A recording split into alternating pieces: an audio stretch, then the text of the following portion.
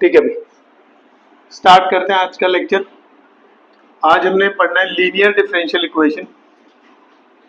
Linear differential equation, linear differential equation में क्या होगा, हमारे पास वैसे में पता है लीनियर डिफरेंशियल इक्वेशन किसे बोलते हैं, ठीक है, बट यहाँ पे हमारे पास एक पर्टिकुलर टाइप की लीनियर डिफरेंशियल इक्वेशन होगी, dy by d x plus p y is equal to Q.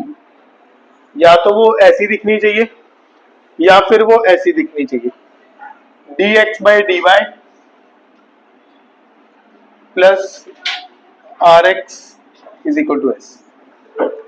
जहां पे ये जो p एंड q है ये वेरिएबल होने चाहिए, ये फंक्शन होने चाहिए फंक्शंस ऑफ x। यहां पे जो r एंड s है ये होने चाहिए फंक्शंस ऑफ y।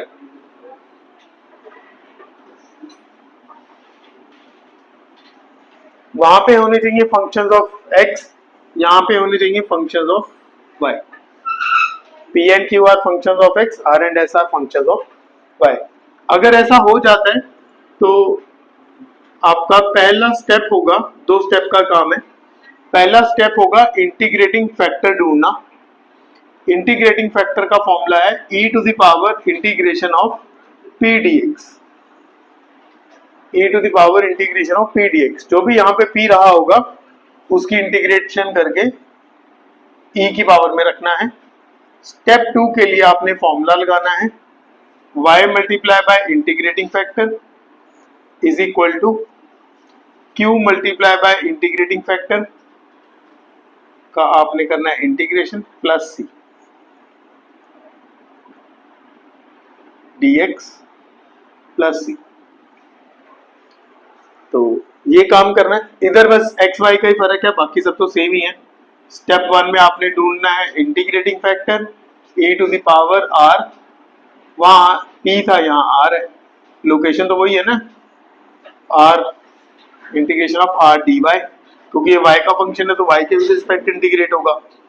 स्टेप 2 में x इंटू इंटीग्रेटिंग फैक्टर, अगर आप एक याद रख सकते हो अच्छे से तो बस दूसरे में x की को हटा के y कर देना, बाकी सब सेम ही है। ये होगी हमारी लीनियर डिफरेंशियल इक्वेशन की दो टाइप्स, या वो dy बाई dx शेप वाला होगा या dx बाई dy शेप वाला होगा। पर जब हमारे पास एक्चुअल रियल क्वेश्चंस आएंगे तो कैसे आप उसको आइडेंटिफाई करोगे कि वो कौन सी टाइप का है, क्या वो ये वाली टाइप है या वो वाली टाइप है, dy बाई dx वाली टाइप है या dx बाई dy वाली टाइप है, या फिर पहले तो हमें यही आइडेंटिफाई करना पड़ेगा कि वो लीनियर डिफरेंशियल इक्वेशन है भी है या नहीं। क्योंकि उसमें ये तो ठीक है कि लीनियर डिफरेंशियल इक्वेशन ऐसी दिखाई देगी, बट वो हमेशा सिंपल नहीं ना देता, पहले वो कॉम्प्लेक्स होती है, उसको हमें सिंप्लीफाई करके ऐसा बनाना पड़ेगा। पहले तो हमें जो सिंपल क्वेश्चन होंगे वो सारे टाइप्स में एक जैसे दिखाई देते हैं, तो हमें पहले आइडेंटिफाई करना आना चाहिए कि कौन सी टाइप का क्वेश्चन है। तो लीनियर डिफरेंशियल इक्वेशन है या नहीं है वो कैसे पता लगता है, पहले मैं इसके अकॉर्डिंग समझाता हूँ फिर इसके अकॉर्डिंग। लीनियर डिफरेंशियल इक्वेशन में आपको क्या होगा, कहता है जैसे आप देख पा रहे हो इसमें आपके पास डेरिवेटिव के अलावा एक ही y है, एक ही y है, बाकी सारा तो x है, ठीक है। तो कैसे पहचान करोगे, मतलब ये कैसे आप आइडेंटिफाई करोगे, आप देखोगे only one y with power 1, power भी 1 नहीं चाहिए, पावर भी अगर स्क्वायर हो गया तो प्रॉब्लम हो जाएगी। Only one y with power 1, the rest all have x। अभी एग्जांपल दिखाऊंगा तो उसमें आप देखोगे कैसे। अगर ऐसा है तो आपको हिंट मिल जाता है कि वो लीनियर डिफरेंशियल इक्वेशन बन जाएगी इस टाइप की, उसमें ऑटोमेटिकली वाइस वर्सा हो जाएगा। दूसरे वाले में क्या होगा, ओनली वन x, ये dy बाई dx वाला है, ये dx बाई dy वाला है। Only one x with power 1, rest all is y, बाकी हर जगह y ही y होगा।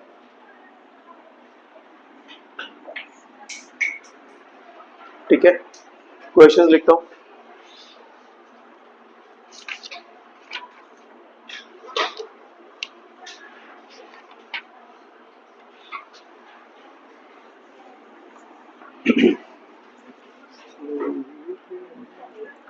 पहले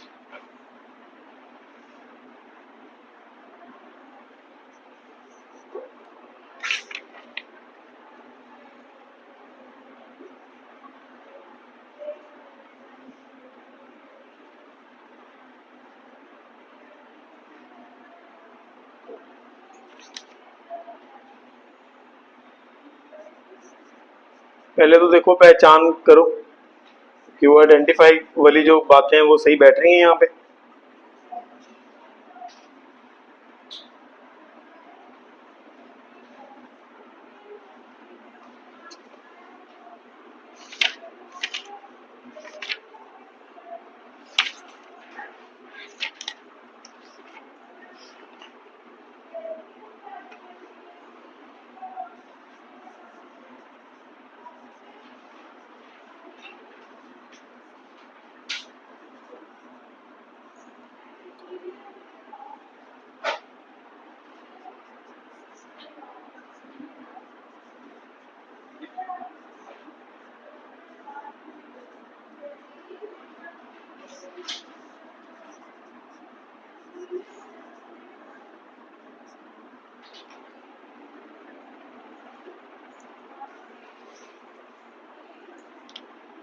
पहले वाले में देखो एक अकेला y है बाकी सारा x है, एक अकेला y है बाकी सारा x है, एक अकेला y है बाकी सारा x है। मतलब y ना तो कोई फंक्शन के अंदर आ रहा है sine y cos y log y e power y, ना y की कोई पावर आ रही है, ना एक y के अलावा कोई और y आ रहा है। एक ही y है वो भी पावर 1 वाला है, इधर एक ही y है वो भी पावर 1 वाला है, एक ही y है वो भी पावर 1 वाला है, यहाँ एक ही x है वो भी पावर 1 वाला है, तो ये dx by dy वाली शेप होगी। यहाँ एक ही y है वो भी पावर 1 वाला। ठीक है, तो एक ही क्वेश्चन मुझे दिखाई दिया। dx by dy वाले ना जनरली कम ही होते हैं, ठीक है, बट हो सकते हैं। कई बार पेपर में वो अगर अटपटा क्वेश्चन डालना होता तो dx by dy वाले डालता है। जितने भी क्वेश्चन मैंने लिखे हैं सारे प्रीवियस ईयर वाले क्वेश्चन हैं, सब पहले आ रखे पिछले सालों में। काफी आसान काम है, पहले आपको इसको इस शेप में कन्वर्ट कर लेना है। दोनों में से जौन सी भी शेप बन रही है, y वाला है तो ये वाली शेप बनाएगा, तो dy by dx प्लस साथ में इसको ऐसे लिख सकता हूं -1/x into y is equal to 2x square. ध्यान से देखोगे तो ये बन जाएगा p, ये बन जाएगा q। फिर आप इंटीग्रेट कर लो, सॉरी पहले इंटीग्रेटिंग फैक्टर ढूंढ लो, इन e to the power integration of p dx, e to the power integration of p क्या है -1/x dx, माइनस को निकाल दो बाहर, 1/x dx की इंटीग्रेशन कर दो क्या हो जाएगी log x, 1/x की इंटीग्रेशन कर दो क्या हो जाएगी log x, ये माइनस उठ के ऊपर चला जाएगा, e to the power log of x power -1, e और log आपस में कट के x पावर -1 दे देंगे, आपके पास इंटीग्रेटिंग फैक्टर आ गया 1/x। अब इस इंटीग्रेटिंग फैक्टर को स्टेप 2 में यूज करेंगे, y into integrating factor is 1/x is equal to whole integration of q into integrating factor 2x square into 1/x dx, बस इतना ही इंटीग्रेट करना है, ये प्लस ही एक्स्ट्रा है उसको लग ही रहने दो।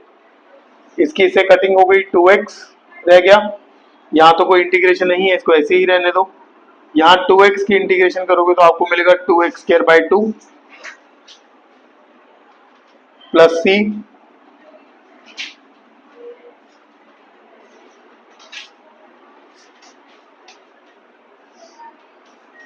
ठीक है, 2 से 2 कट गया तो क्या बचा हमारे पास y upon x is equal to x square plus c, x को इस तरफ ले आओ, ये बचेगा y is equal to x cube plus cx। ये आ गया आपका फाइनल आंसर। ये ना इनिशियली वेरिएबल सेपरेबल अगर आप ट्राई करोगे तो इनमें होगा नहीं वेरिएबल सेपरेट, ठीक है। वो अंडरस्टूड ये कि वेरिएबल सेपरेट नहीं हो रहे थे तभी हमने ये किया। अगर वेरिएबल सेपरेट हो रहे हैं फिर आपके पास दो ऑप्शन है, फिर आप चाहे अगर ऐसा हो रहा है ऐसे कर लो, मतलब अगर ये शेप बन पा रही है पी क्यू वाली फिर तो आप ऐसे भी कर सकते हो। वेरिएबल सेपरेट हो गए फिर तो आप वेरिएबल सेपरेट से ही करोगे। जनरली जो ये शेप्स बनाते हैं वो वेरिएबल सेपरेट होते नहीं वहां।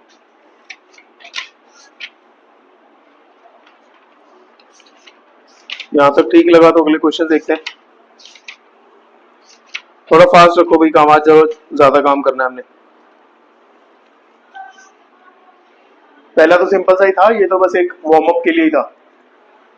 यहां से करना स्टार्ट करो। dy बाय dx एक तरफ रखना है, मतलब dy बाय dx। यहां तक समझ में आ गया? p q पहले इंटीग्रेटिंग फैक्टर है first step, e to the power integration of p dx। जो भी p है उसकी इंटीग्रेशन करनी है और उसको e की पावर में रखना है। 1 बाय x की इंटीग्रेशन करी log x हो गया, जो माइनस बाहर पड़ा तो उसको ऊपर ले गए, क्योंकि e और log कटने के लिए बीच में कुछ नहीं होना चाहिए, ठीक है। तो एक मिनट रुक जा, वामसी चेयर को पुश करो, धक्का दे दे, चेयर को धक्का दे दे ना, अब वो बीच में पैसे रहा उसमें से आगे, ठीक है भाई।